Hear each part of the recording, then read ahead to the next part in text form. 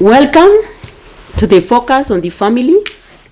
Today podcast we are going to discuss about the conflict management which occurs in the families. Most of the families experience conflict, and we are going today to look at the way we can manage or how we can handle the conflict without tearing the family down. That's a healthy way of handling the conflict. And I would like to welcome you to tell us more about it. Maybe. Yeah, it is true that every couple or every family experiences conflict. It doesn't matter how much you loved one another on the wedding day. It doesn't matter how you loved one another on the wedding day or how long you have been married. Disappointment comes, misunderstanding comes, and there are so many things that happen in marriage. Pain, there are seasons of pain, and there are seasons that you will not agree with one another.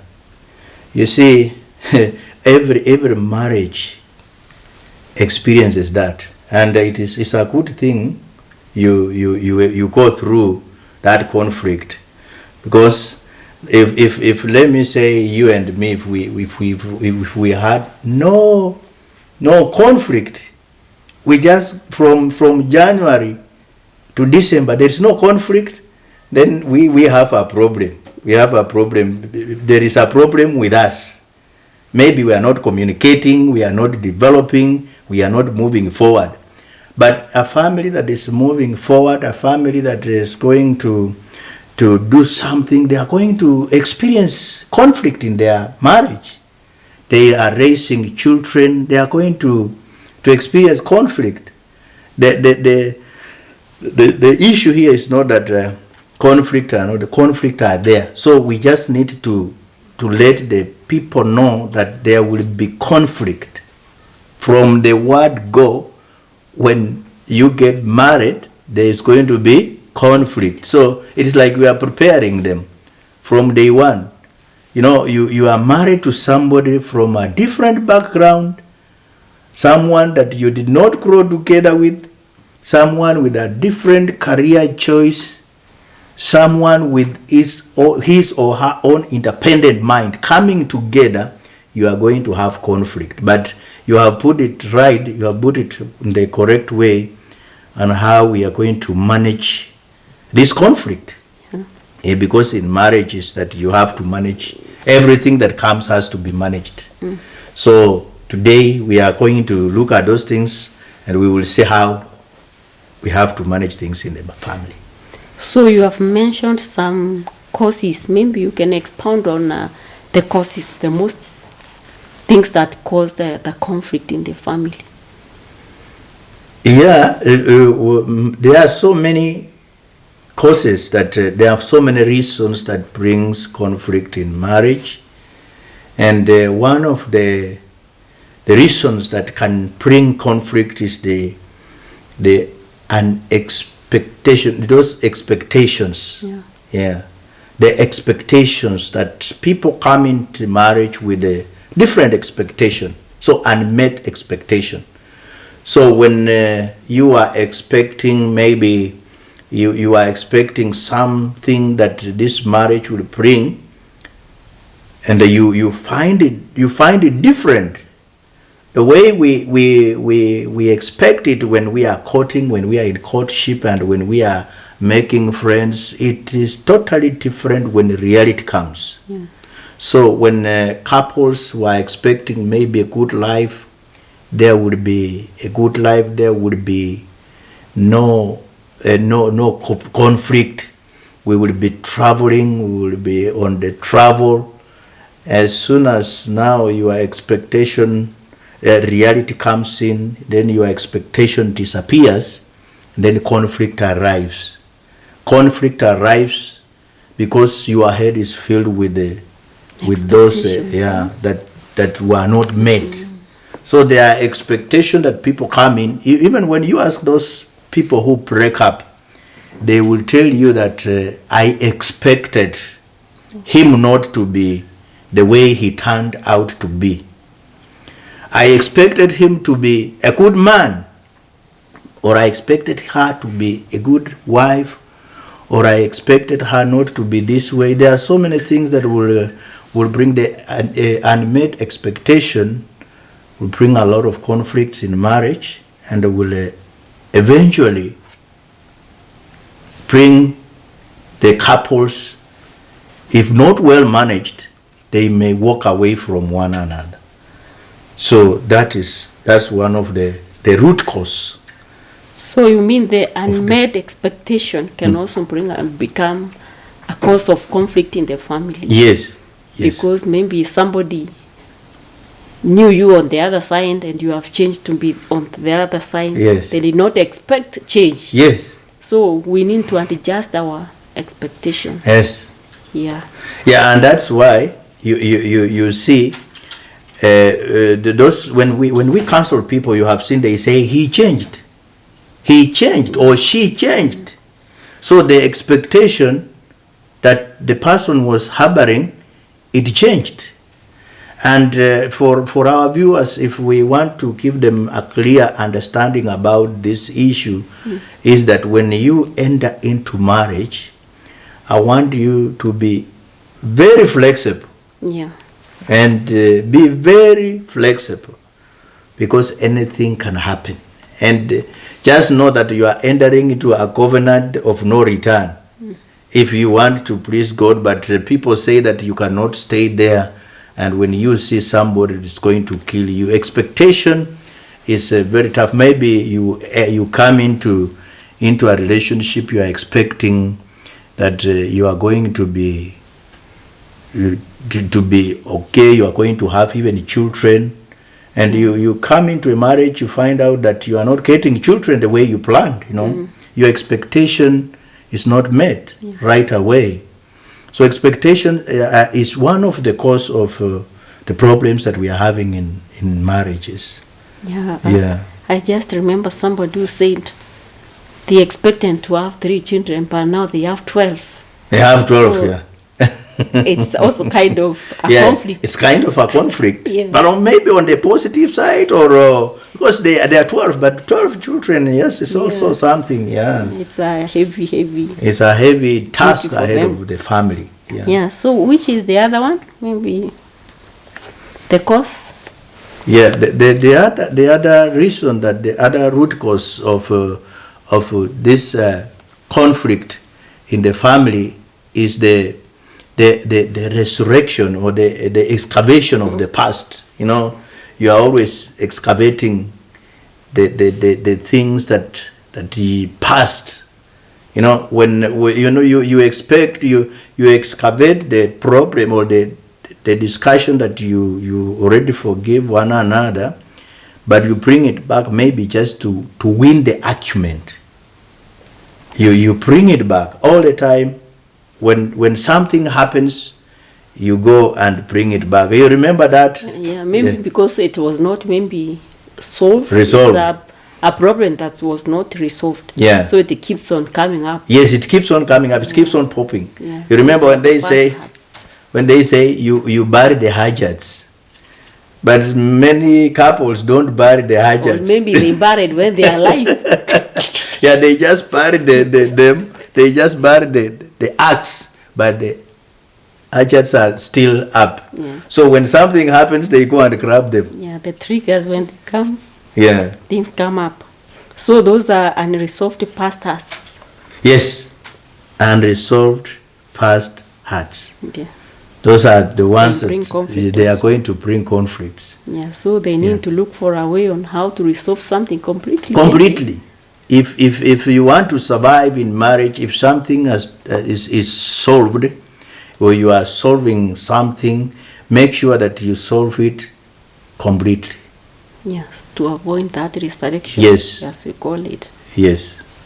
Maybe the third one is external influences. How do they affect? Yeah, external influences, these are the things that comes into the family. They are not part of the family, but they will come into the family. So external influences, this can be friends, can be or friends, in-laws, even family members who comes in and they influence negatively. They come in with either they want to advise, and people who listen to external influences, they destroy their families. It's a conflict issue. So for example, the mother-in-laws or the father-in-laws, these are the in-laws or the relatives who comes into the family, and when they come into the family, they are going to come with their suggestions to the family. This is how we do it in our home. Whatever you do it in your home, let it remain in your home if it is not going to help this family.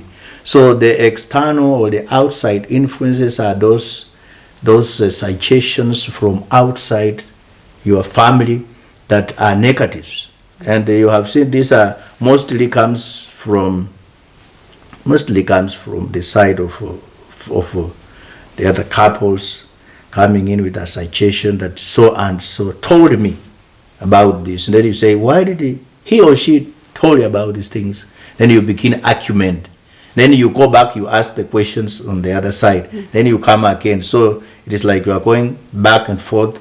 You are getting information from a source that is not going to build your house, but it's going to tear it down. So the external pressures can also bring a conflict in the family. As you mentioned it, the friends, Yes. extended family, Yes. people who are not part of the family, Yes. where you pay much attention on them and you forget that you have a covenant. There is a person you need to listen to and not the people who are outside, Yes. because they can break your marriage or even they can weaken it instead of building it. When you listen too much from them and you bring it at home, you destroy. So how can now these families manage that conflict effectively without destroying those bonds? You just go back to your first love. Go back to your first engagement vows. Go back to your commitment, what you promised to one another. Go back and you are reflecting on yourself, and you are imagining. You have to imagine the purpose of you coming together as a family, and what was your first understanding that you came together. You did not come together just for no reason. There were reasons. You promised one another, we are going to be together, we are going to build a home, we are going to work together for better, for worse. And now you are in need. It is like when we are planning for a journey.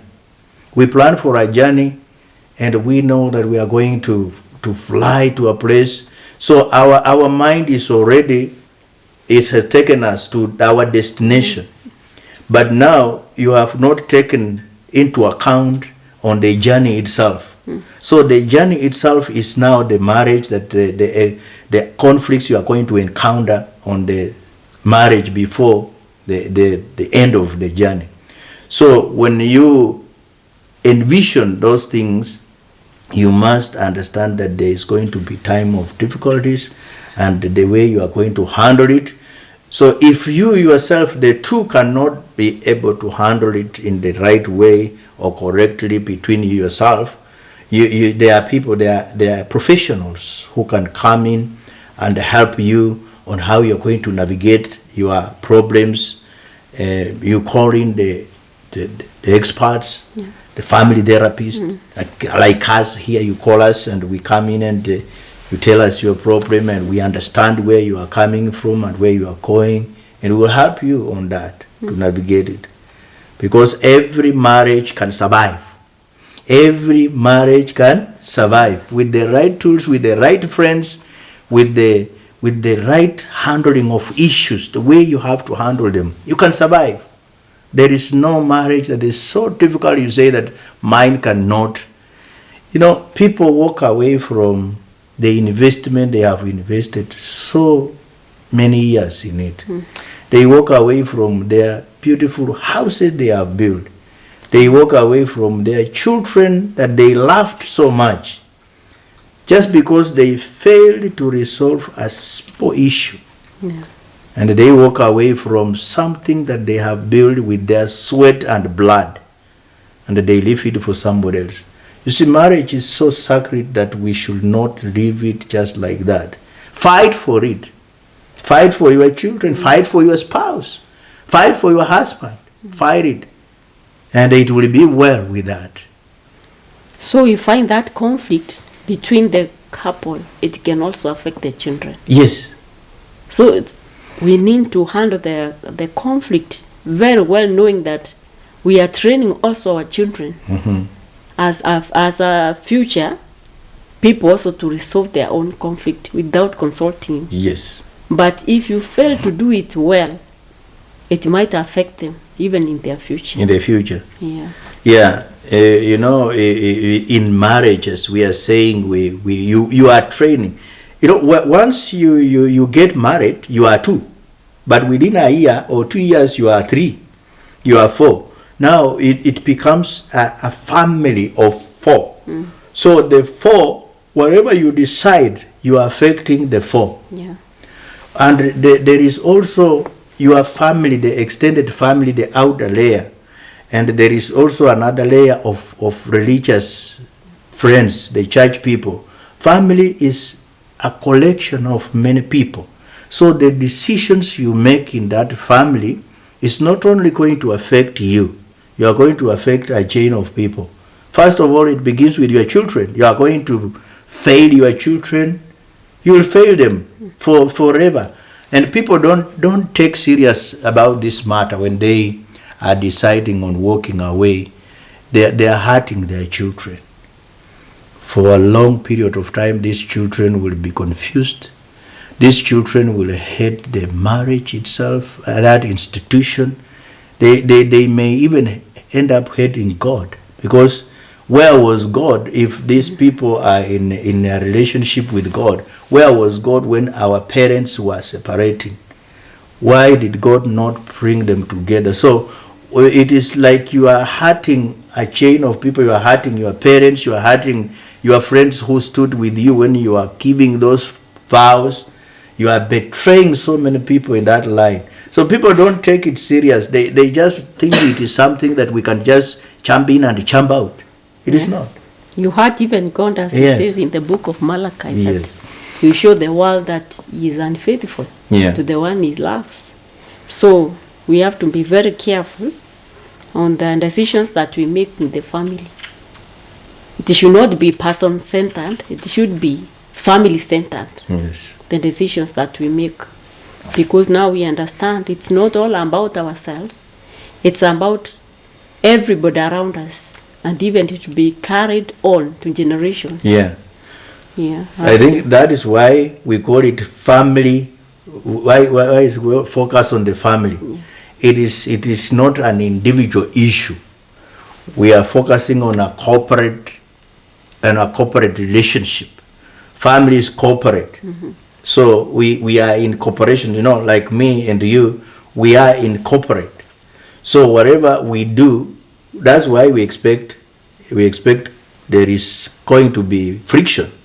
Whatever you say, I may say no, or you may say, wait a minute. So it is a corporate. The conflict is in everything. Nations experience conflict. Yeah. Companies, they have conflict.